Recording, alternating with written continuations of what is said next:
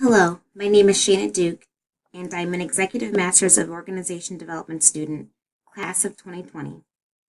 Over the next few minutes, I will share my process of understanding and uncovering of various change methods and how they can be utilized to increase the effectiveness and success of people and their organizations.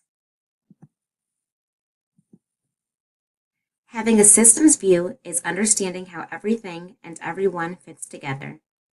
Whole systems organizational change involves taking a holistic view of what is happening in an organization by using various methods that allow for extensive participation in the change process. To understand the big picture, it's important to understand the context. Think of putting a puzzle together. A puzzle is made up of several different pieces. In order to discover the picture or meaning, all the pieces must be put together. A complete puzzle or system reveals the bigger picture that one piece alone could not. Over the next few minutes, we will cover a brief introduction to the content, the process I use to gather information, my affinity diagram and mind map, application of the methods, a conclusion, and references I use to gather my research. Whole systems collaboration and change is based on the premise that people will accomplish significant change by having strong ownership in the approach to the change process. Each person's understanding of the need for change helps to articulate the vision and selects the most suitable approach or method to accomplish the change and do his or her part to implement. To achieve this, the entire system needs to be involved. Change is a process and should be done in a highly facilitative and collaborative manner to achieve the best outcome. Organizations have a great need, now more than ever, to respond to dramatic changes happening on a regular basis in their external environments. Global patterns and trends such as increasing global competition, changes in technology, customer demands, and leadership expectations are amongst the growing list of changes impacting society every day. The collaborative change methods I chose to analyze are abundant community, appreciative inquiry, applied improvisation, open space, future search, graphic facilitation, community weaving, collaborative loops, and workout.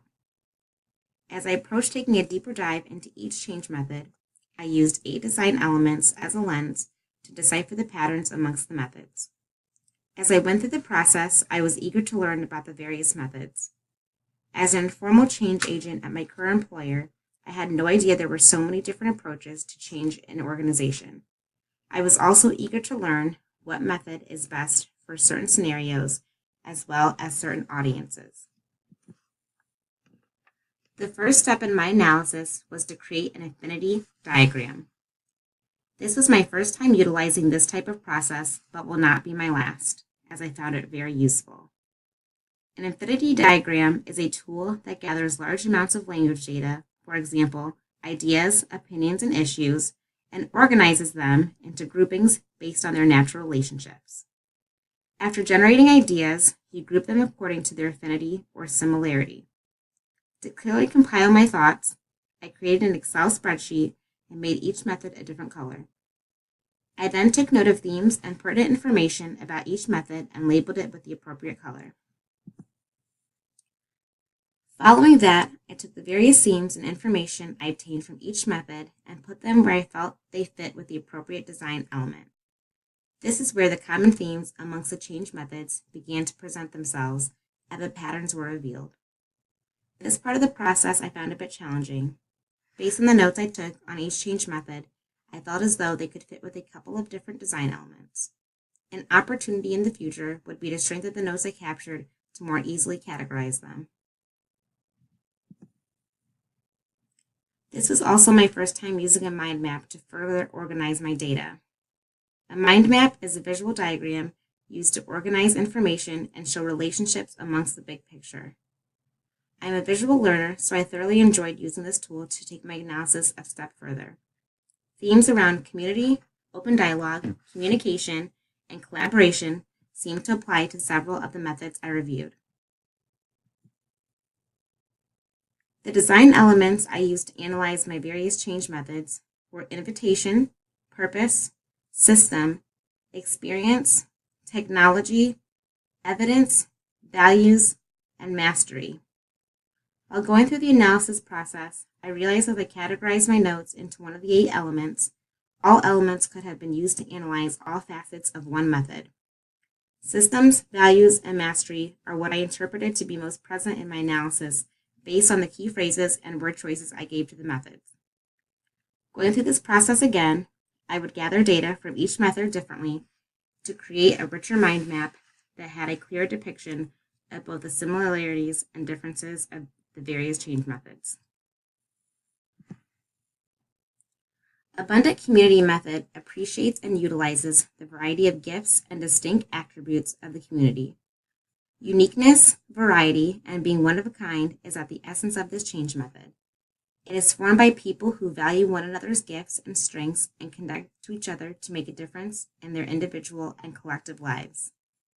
This method is best applied when enhancing the spirit and culture of connection and making gifts of others visible to create more possibilities. David Cooperrider and Diana Whitney, authors of Appreciative Inquiry, A Positive Revelation in Change, stated, "We can't ignore problems, we just need to approach them from the other side." I love this quote and I love the philosophy behind Appreciative Inquiry. This method focuses on positivity and involves searching for the best in people through the discovery of what gives life to a system. This method is a very people-centric and really hones in on individual strengths. This method can be applied for whole system culture change to overcome conflict and enhance strategic cooperation and when integrating multiple initiatives. Applied improvisation allows participants to experience personal development, team building, creativity, and innovation. By addressing how people like to talk, listen, and interact with one another in all aspects, allows them to become nimbler and adjust to change more readily. This approach empowers group members, embraces mistakes as learning, builds communication competence through shared laughter. The Future Search method brings together diverse groups to find common ground, create conditions where participants experience the whole, and bring systems training to life. Future Search is typically used when shared vision is desired and an action plan is needed. Opposing parties need to meet, efforts are at a standstill, and new leadership needs to transition. The Open Space method is based off 4 principles. Whoever comes are the right people. Whatever happens is the only things that could have. Whenever it starts is the right time. And when it's over, it's over. Open space can be applied when the answer is unknown and the hope that those who care will come together to arrive at a solution. I'm intrigued by this method because it is based off of the premise that when people voluntarily organize and are there by choice, they can make great things happen. Community weaving links people together to foster creativity. This method is based off serving and improving the condition and lives of others. It is implemented by using tools and technology to increase individual and group capacity. This method can be used to establish and strengthen social networks, collaborate among individuals, organizations, and systems, and identify assets and resources. Graphic facilitation uses sketches, diagrams, and imagery to try out new thinking, making sense of complexities, and remember large amounts of information. This method allows people to keep the feeling and content alive long after the event. Graphic facilitation is typically used at the learning phase of the change process, when imagery can be used to open deeper understanding and for planning and implementation when clear thinking is critical. The Collaborative Loops method brings multiple teams together to learn how to design and implement their own change strategies. Collaborative loops are built among and within different project teams and with those impacted by the changes. This is refreshing. Many times when changes are made at people rather than with them, the change doesn't happen and progress fails. This method can be used to create partnerships within an organization to build organizational capacity for change, and if the issue requires employee engagement. This change method allows participants to clearly see what's in it for them due to being a part of the process. This tends to be a miss for a number of organizations and can prevent true change from taking place.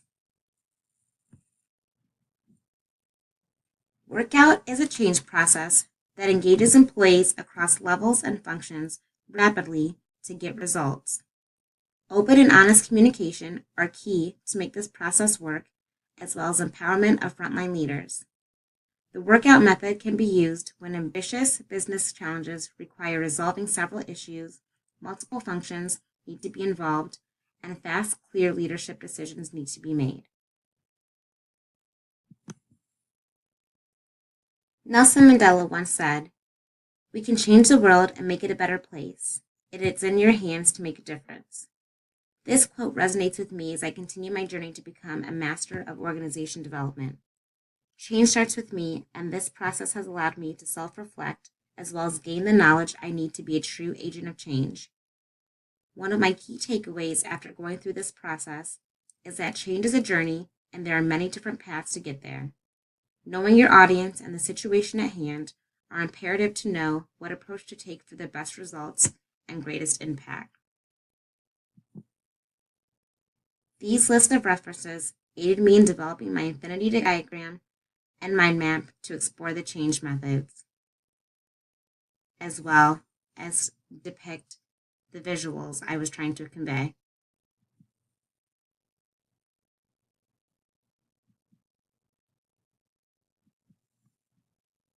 In order for people, communities, and organizations to sustain greatness, be at their very best, and thrive, change is necessary. As I continue to build my organization development library and gather more tools and expertise, I will be an instrument of change that allows others to produce extraordinary results.